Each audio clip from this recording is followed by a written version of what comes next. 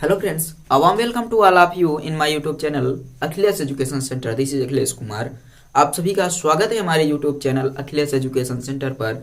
दोस्तों, आज हम लोग पढ़ने वाले हैं संधारित्र का लास्ट लेक्चर। इसमें हम लोग संधारित्र को कंप्लीट कर लेंगे और इसके बाद फिर हम लोग आगे के टॉपिकों पर चर्चा करेंगे। तो आप लोग एक चीज ध्यान दीजिए कि ये जो आपको कराया जा रहा है, इसके पहले के सभी वीडियो आपको प्लेलिस्ट की सहायता से देखिए। आप आई बटन में लिंक आ रहा है, वहां पर भी मिल जाएगा, और डिस्क्रिप्शन बॉक्स में आप देखेंगे तो वहां पर भी प्लेलिस्ट की लिंक आपको दी गई है।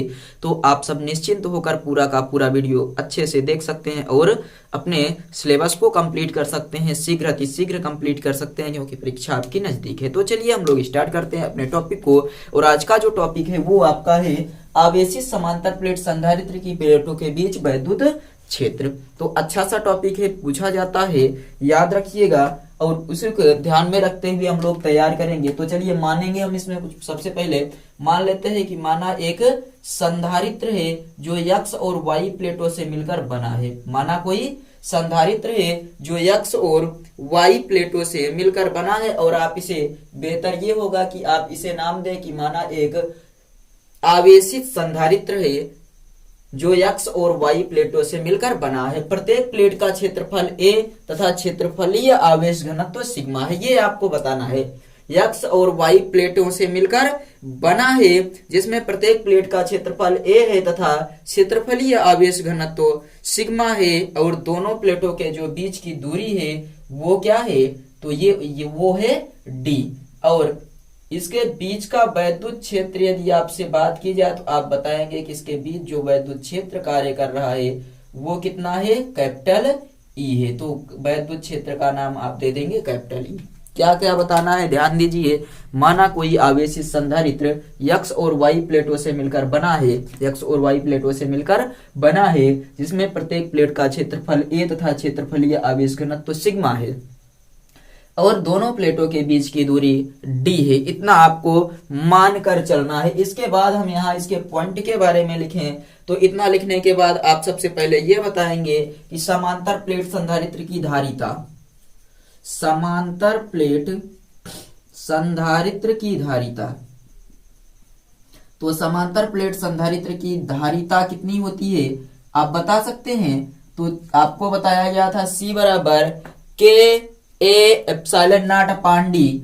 तो यहां पर ए एप्सिलॉन नॉट अपान डी हम लिख सकते हैं, ए एप्सिलॉन नॉट अपान डी। ये समांतर प्लेट संधारित्र की धारिता का व्यंजक होता है, और आपने इसको डेरिवेट भी किया था, यानी इसका डेरिवेशन आप लोग कर चुके हैं। तो आप यहां बताएंगे कि समांतर प्लेट संधारित्र की धारिता C बराबर ए एप्सिलॉन नॉट अपान डी, और समांतर प्लेट संधारित्र की स्थितिज ऊर्जा, और क्या बताएंगे, समांतर प्लेट संधारित्र की स्थितिज ऊर्जा। तो स्थितिज ऊर्जा U बराबर half CV square, half CV square. एक काम करिए, आप C का मान उठाकर यहाँ पर रख दीजिए, क्योंकि देखिए धारिता C होती है और U का मान आप यहाँ पर U बराबर हाफ CV स्क्वायर हो गया आपका, और यहीं पर हम ये रख सकते हैं कि U बराबर half a epsilon naught D into V square. बताइए इसमें यदि आपको कोई समस्या हो तो आगे।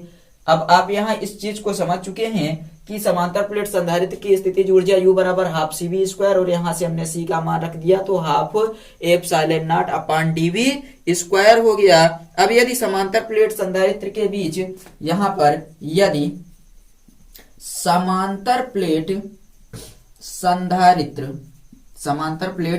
संधारित्र की प्लेटों के बीच का विभव V तथा वैद्युत क्षेत्र E हो, संधारित्र की प्लेटों के बीच का विभव V तथा, कैपिटल V मानिएगा, V तथा वैद्युत क्षेत्र कैपिटल E हो तो आप जानते हैं एक फार्मूला होता है, यहां पर आपको पढ़ाया गया है कि यदि समांतर प्लेट संधारित्र की प्लेटों के बीच का विभव V तथा वैद्युत क्षेत्र की तीव्रता E हो तो आप एक फार्मूला जानते हैं, E बराबर V अपान डी, E बराबर V अपान डी, और V बराबर हो जाएगा ED। V बराबर कितना हो जाएगा, E और D। यहां हमें अब मान रखना है, इस मान को देखिए V बराबर ED यहां पर हम रख सकते हैं, बिल्कुल रख सकते हैं। तो यहां से V का मान ले जाकर वहां पर रखना है इस समीकरण में। तो चलिए हम लोग रखते हैं अब। तो चलिए देखिए यहां से U बराबर 1/2 एप्सिलॉन नॉट अपान डी, यहाँ V स्क्वायर लिखा है तो हम क्या लिखेंगे, E square D square into E square D square. ये यहां से एक कैंसिल हो गया, आपका U बराबर आ गया 1/2 और उसके बाद यहां देखिए epsilon naught E square into D. U आ गया है, ये ऊर्जा है और इसका मात्रक क्या होता है, तो इसका मात्रक होता है जूल। इतना आपके समझ में आ गया। U बराबर half epsilon naught E square और D साथ में लिख देंगे आप यहां पर जूल। और हमें ज्ञात करना है ऊर्जा घनत्व, ये ऊर्जा है, ऊर्जा घनत्व ज्ञात करना है। तो ऊर्जा घनत्व के लिए जो फार्मूला होता है स्मॉल u बराबर U अपान आयतन। तो यहां पर आप लिखेंगे ऊर्जा घनत्व स्मॉल u बराबर U अपान आयतन। आयतन को हम लोग लिखते हैं क्षेत्रफल गुणे ऊंचाई। तो U कितना है आपका, U का मान रखिए 1/2 epsilon naught E square D upon आयतन को हम लोग क्या लिखते हैं, तो लंबाई गुणे चौड़ाई गुणे ऊंचाई को हम क्या नाम देते हैं, आयतन। तो इसे हम लोग कह सकते हैं क्षेत्रफल गुणे दूरी, क्षेत्रफल गुणे दूरी आयतन हो जाएगा। यहां से देखिए ये इधर आएगा, ये 2 के बगल में आएगा और 2 चीजें कटेंगी, A कटेगा और साथ में D कटेगा। तो आप इस चीज को गुणा करके काटिए, देखिए ये आपका हो गया 1 या फिर ऐसे A square A epsilon not square upon 2E D, E से A है यहाँ पर, तो ये आपका A है, A से A कैंसिल हो गया, D से D और आपका आ गया ऊर्जा घनत्व स्मॉल U बराबर 1/2 और यहाँ साथ में क्या epsilon naught E square, epsilon naught E square. चलिए ये आपका जो व्यंजक प्राप्त हुआ है U बराबर, यही आपका फार्मूला हो जाएगा। देखिए यहां आपको क्या प्राप्त हुआ है, तो स्मॉल U बराबर प्राप्त हो गया 1/2 एप्सिलॉन नॉट E स्क्वायर, ये हो गया। और यदि यहाँ पर कोई परावैद्युतांक ले लिया जाए, जैसे मान लीजिए परावैद्युतांक के रूप में K लिया गया, तो 1/2 K epsilon naught E square, 1/2 K epsilon naught E square joule प्रति मीटर क्यूब। इसके मात्रक की बात करें तो ये हो जाएगा जूल प्रति मीटर क्यूब और ये इसका डेरिवेशन है। तो आई थिंक आप ये समझ चुके होंगे। देखिए एक बार फिर से चर्चा कर लेते हैं। सबसे पहले आप यहाँ पर मानेंगे कि माना कोई समांतर प्लेट संधारित्र X और Y प्लेटों से मिलकर बना है, जिसपे प्रत्येक प्लेट का क्षेत्रफल कैपिटल A तथा क्षेत्रफलीय आवेश घनत्व सिग्मा है। और उसके साथ साथ आप बताएंगे यहाँ पर कि दोनों प्लेटों के बीच की दूरी E है। अब समांतर प्लेट संधारित्र की धारिता C बराबर एप्सिलॉन नॉट अपान डी होता है और यदि समांतर प्लेट संधारित्र में की स्थिति ऊर्जा U बराबर हाफ CV स्क्वायर, C का मान हमने यहां से रख दिया, ये प्राप्त हुआ। अब यदि समांतर प्लेट संधारित्र की धारिता C, प्लेटों के बीच का विभव V तथा वैद्युत क्षेत्र E हो तो E बराबर V अपान डी और B बराबर ED हो गया। यहाँ लाकर हम मान रख देंगे E स्क्वायर D स्क्वायर, कुछ कैंसिल हो गया, U बराबर half epsilon naught E square into D बचा है और ऊर्जा घनत्व तो बराबर होता है स्मॉल U बराबर U अपान आयतन, यानी ऊर्जा बटे आयतन। तो यहाँ हमने रखकर सॉल्व किया तो प्राप्त हो गया स्मॉल U बराबर 1/2 K epsilon naught E square joule प्रति मीटर क्यूब। इस चीज को आप जल्दी से नोट कर लीजिए और अच्छे से स्क्रीनशॉट ले लीजिए। तो अब हम लोग अगले टॉपिक पर चर्चा करते हैं। तो एक बार जल्दी से आप स्क्रीनशॉट ले लीजिए। चलिए हम लोग अब आगे बढ़ते हैं। तो चलिए अब हम लोग इस टॉपिक पर चर्चा करते हैं। टॉपिक का नाम है आवेशित समांतर प्लेट संधारित्र की प्लेटों के बीच बल। तो आप मान लेंगे कि आपके पास कोई संधारित्र था, समांतर प्लेट संधारित्र या कोई भी संधारित्र था। आप मानेंगे कि माना समांतर प्लेट संधारित्र की प्लेटों को एक दूसरे से d दूरी तक खिसकाने में किया गया कार्य W हो, तो उसके बीच जो बल लगेगा वो F बराबर कितना हो जाएगा, W बराबर FD हो जाएगा। क्या मानेंगे कि माना कोई समांतर प्लेट संधारित्र की प्लेटों को कितनी दूरी तक एक दूसरे के आकर्षण बल के विरुद्ध d दूरी तक खिसकाने में किया गया कार्य। जैसे आप समझिए ये एक समांतर प्लेट संधारित्र है जो एक्स वाई प्लेटों से मिलकर बनी है। ये प्लस है, इस पर धनावेश है और इस पर ऋणावेश। तो इस पर कौन सा बल कार्य करेगा? आकर्षण बल। मान लीजिए हम दोनों क्या करते हैं, इन दोनों को एक दूसरे से डी दूरी तक खिसकाने में कोई डब्लू कार्य करते हैं। तो हम या फिर यहाँ पर जो बल लग रहा है वो एफ लग रहा है। तो बल बराबर क्या होता है, या आप बता सकते हैं कार्य बराबर होता है बल गुणे विस्थापन। तो यहाँ पर किया गया कार्य डब्लू बराबर क्या हो जाएगा? F into D. क्या मानेंगे? समांतर प्लेट संधारित्र को एक दूसरे से आकर्षण बल के विरुद्ध डी दूरी तक खिसकाने में किया गया कार्य समांतर प्लेट संधारित्र। तो किया गया कार्य W बराबर एफ इंटू डी। और समांतर प्लेट संधारित्र में संचित स्थितिज ऊर्जा क्या होता है बताइए?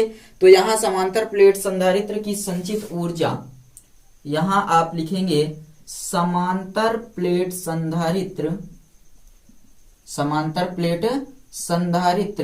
की संचित ऊर्जा बराबर कितना?